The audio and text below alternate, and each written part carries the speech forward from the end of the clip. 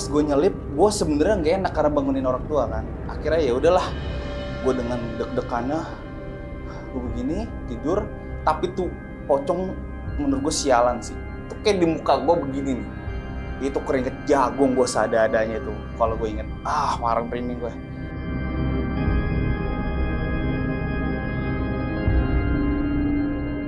Perkenalkan, nama gue Tomo. Gue mau cerita tentang pengalaman misteri gue. Gue selalu kejadian yang bisa kita katakan misteri ini ketika gue pulang begadang. Dan itu selalu sering terjadi sih seperti itu. Jadi waktu itu zaman gue SMK, gue pulang begadang dari, ya dulu namanya kita anak remaja. Nah terus pas pulang, di atas rumah gue persis, di segitiga rumahnya gue yang gentengnya itu, gue bener-bener ngelihat yang namanya makhluk tuh warna hitam kayak Casper, tapi ini versi jin yang begini ya. Tapi bawahnya itu kayak Casper, dia kayak asap gitu doang. Dan itu gue sama dia main lihat-lihatan, dia dari atas begini, gue dari atas begini ngeliatin dia. Itu lama karena gue kayak, ini bener nggak ya? Gue tegesin lagi gitu, bawahnya kayak Casper gue bilang, tapi gue ngeliatnya dia kayak hitam aja gitu gede. Gue liatin terus gue kayak seneng gitu, malah anehnya pas gue ngeliat terus dia akhirnya, mungkin ini orang nggak jelas juga kali kata dia. Terus dia tiba-tiba muter begitu, terus habis itu dia pecah jadi bintang-bintang gitu. Terus gue malah, wah keren ya gue bilang gitu. Terus gue baru masuk rumah. Itu yang pertama. Yang kedua, ini gue pulang begadang juga. Jadi di rumah gue kecil, kayak 3 petak gitu doang sih dulu.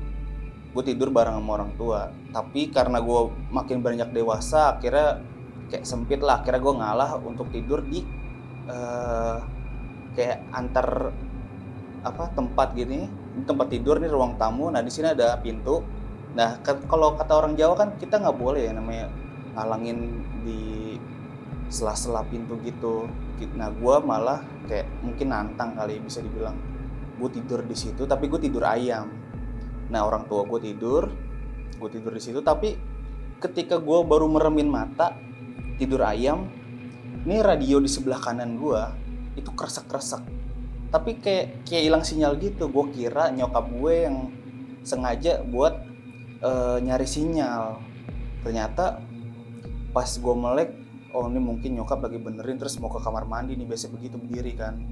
Nah pas gue ngerasain begitu, gue melek dong. Pas gue melek, tahu apa yang terjadi? Ternyata yang gue lihat adalah pocong. Itu bener-bener pertama kalinya gue bener-bener ngelihat yang namanya pocong.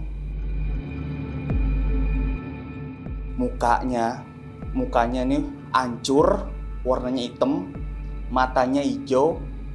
Gue lihat yang namanya kain kafannya itu bener-bener kotor kayak tanah gitu. Gue lihat dari atas sampai bawah. Gue lihat lagi terus berulang kali. Abis itu gue ngeliat lagi orang tua gue, bener kok orang tua gue ada di sebelahnya dia. Terus gue liat belakang sana dapur rumah gue, kamar mandi, dan lampu dapurnya pun nyala. Gue liat lagi mukanya, gue tegesin, dan itu gue liatin terus sebanyak 7 kali buat meyakinin gue ini bener apa enggak. Karena gue baru merem dong tidur ayam, bukan yang tidur udah pules. Makanya pas gue liatin mukanya hancur, gue baru sadar bahwa itu beneran pocong. Gue teriak nama orang tua gue. Gue mau manggil abah kan, gue manggil orang tua abah, gue panggil abu, gue langsung direp-rep. Itu bener-bener parah, gue direp-rep di sela-sela pintu itu. Gue tenangin diri karena gue pengen berontak nggak bisa kan karena direp-rep kan. Akhirnya gue tenangin diri, gue inget Tuhan, gue baca ayat kursi, kelepas. Pas kelepas, gue langsung bener-bener pindah ke tengah-tengah orang tua gue langsung nyelip di situ. Pas gue nyelip, gue sebenarnya nggak enak karena bangunin orang tua kan. Akhirnya ya udahlah, gue dengan deg-degannya, gue begini tidur, tapi tuh pocong menurut gue sialan sih. Itu kayak di muka gue begini nih. Itu keringet jagung gue seadanya itu. Kalau gue inget, warang merinding gue. Itu bener-bener mukanya kayak di sini pas gue merem. Ih, asli. Tapi pas ini gue karena karena udah bingung mau ngapain kan, akhirnya gue tendang, mau gue sikut aja tuh orang tua gue tuh akhirnya biar dia bangun. Akhirnya pas dia bangun gue bilang, apaan? Kenapa Pocong bah, pocong, gue bilang, pocong di mana? Di sini gue bilang. Akhirnya sama dia dinyalain lampunya, akhirnya tidur dinyalain lah lampu. Nah, yang gue pelajarin adalah ternyata setan itu ketika kita ngelihat, dia tuh bisa ngerubah ruang dimensi gitu loh. Jadi rumah gue ini kecil, gue aja tidur sampai ngalah ibaratnya. Tapi dia bisa ngelebarin ruangan seakan-akan kayak orang tua gue bisa geseran dan dia bisa berdiri di situ. Itu sih yang bikin gue aneh. Kalau dipikir pakai logika pas kita reka ulang gitu nggak make sense, nggak muat dia berdiri di situ. Tapi kayak orang tua gue tuh bisa digeser gitu dan dia bisa berdiri di situ dengan tinggi gede gitu. Wah, gila sih. Terus pengalaman gue lagi begadang lagi. Waktu itu gue masih TK, gue inget banget tuh gue masih TK. Nah di rumah gue itu di bilangan Jakarta Selatan itu dulu bisa dibilang dunia perjudiannya tuh parah sih.